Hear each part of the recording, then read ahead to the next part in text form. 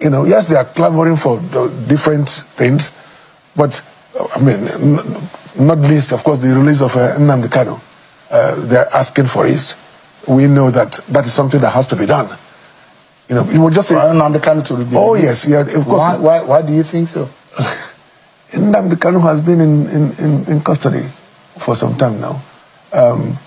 I believe that he has been held unjustly. Here's the gist of what's happening. Senator Ned Nwoko, who represents Delta North, has made a statement that peace in the southeast region of Nigeria can effectively return if two key things happen. First, the creation of a new state. He's speaking of what he calls Anioma State in the southeast. And second, the release of Nnamdi Kanu. So, why is this catching so much attention? Let's break it down. Who is Nnamdi Kanu?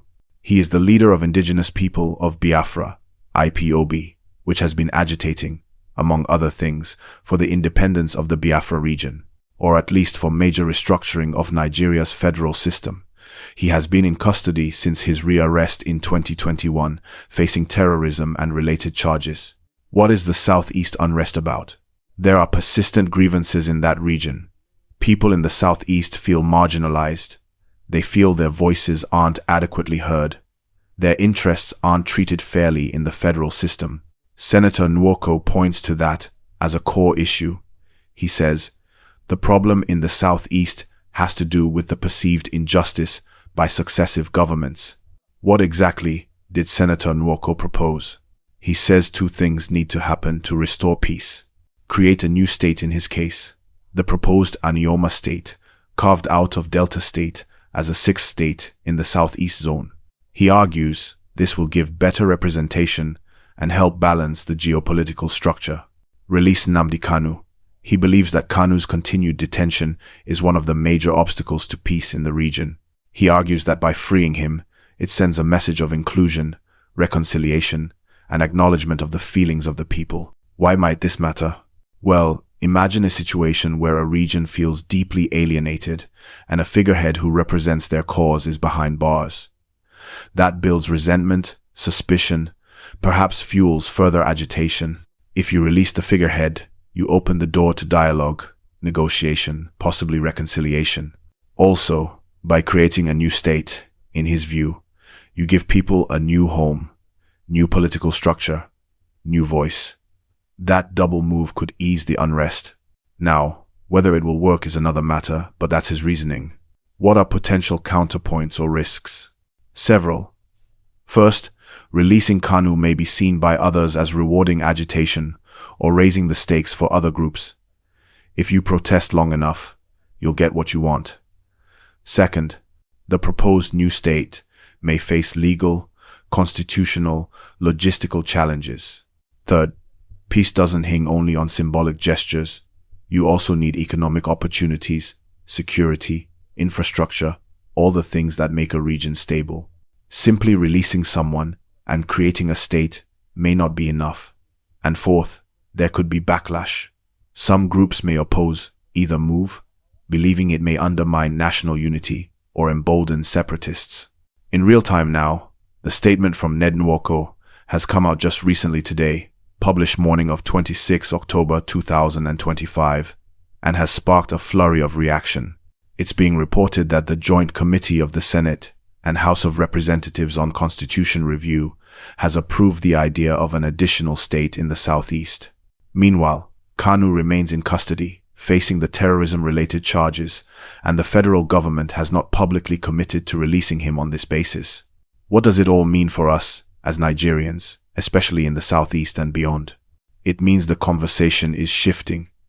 Instead of just security responses, military, policing, the message is, maybe we need structural political change and reconciliation. If peace is to hold, people must feel they belong. Their concerns must be addressed. So viewers in Ibadan, Lagos, Abia, everywhere, watch this. This is not just Southeast business. If it works or fails, precedent will be set for other regions. So what should we ask ourselves? Will the federal government be willing to release Kanu, given his charges, and the controversies around IPOB's methods. Will creating a new state solve the root problems or simply rearrange the map? Are there mechanisms in place for transition from agitation to constructive engagement? How do ordinary citizens benefit not just politically, but economically and socially? What will be the ripple effect on national unity, on resource distribution, on security? What can we as citizens do? We should stay informed, talk to our neighbors, ask questions of our elected representatives. What is being done beyond words? Demand transparency. Encourage peaceful dialogue. If someone you know is worried about this kind of unrest, help them understand the structural issues, not just the headlines. So folks, what's my verdict? I believe Senator Nwoko's argument is bold and offers a path that is not purely forceful. It recognizes feelings of injustice, recognizes the desire for inclusion. Whether it can deliver results depends on how seriously the federal government and other stakeholders take it, and more importantly, how we citizens respond. If we demand more than slogans, if we ask for concrete steps, then maybe this could be a turning point. You see, since Kanu was rearrested in 2021, a lot has happened in the region.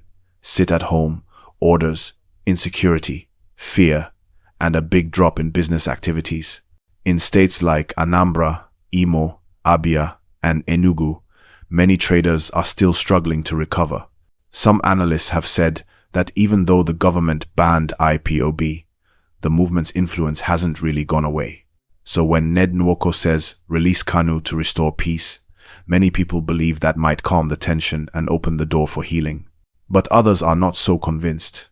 They argue that the government has to be careful, because releasing Kanu without a proper peace deal might send the wrong signal.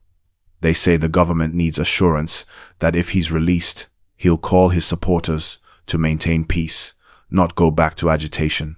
Another interesting angle is the talk about creating Anioma State. Nwoko's idea here is that the Southeast has only 5 states, while other geopolitical zones have 6. That imbalance has existed since 1999. For example, the Northwest has 7 states, the South-South and North-Central have 6 each, but the Southeast has 5: Abia, Anambra, Ebonyi, Enugu, and Imo. He believes that adding Anioma as the 6th will bring fairness and balance in federal representation, especially when it comes to sharing of federal resources, appointments, and infrastructure. And if we think about it carefully, he's not wrong about that imbalance. Many political experts have said for years that the Southeast deserves one more state. But the real challenge is how to do it peacefully, because creating a new state in Nigeria is not a simple process. It requires approval from the National Assembly, state assemblies, and even a national referendum. So, while the idea sounds good, turning it into reality might take time and a lot of negotiation. Now, let's come back to the peace part. Peace in the Southeast is not just about releasing one person. It's about rebuilding trust between the government and the people. Over the years, there has been a strong feeling of exclusion. Some young people in the Southeast believe that Nigeria doesn't value them, that their voices don't count. That's one of the reasons IPOB gained so much popularity. It became a symbol of frustration. So when someone like Ned Nwoko says releasing Kanu will help restore peace, it's not just about freeing a man, it's about addressing the emotional side of the conflict. It's about saying, we hear you, we want peace. And that could be a powerful step if handled well. But on the other hand, there's also the fear of what might happen if things are not properly managed. You know how Nigeria is. Political issues can turn quickly. If the government releases Kanu without a clear peace plan, some groups may use that opportunity to push other agendas. That's why many Nigerians are calling for dialogue, a roundtable discussion that includes elders, youth leaders, government officials, and traditional rulers from the region. And talking about peace, we've also seen several peace efforts in the past, like the visit of Southeast governors to meet President Tinubu earlier this year, asking for a political solution to Kanu's case. Even some religious leaders, like the Catholic Bishops' Conference, have appealed for his release. So this call from Ned Nwoko is not new, but it's adding weight to the pressure on the federal government to act. Now, let's look at the bigger picture. What would peace mean for the Southeast if it finally happens?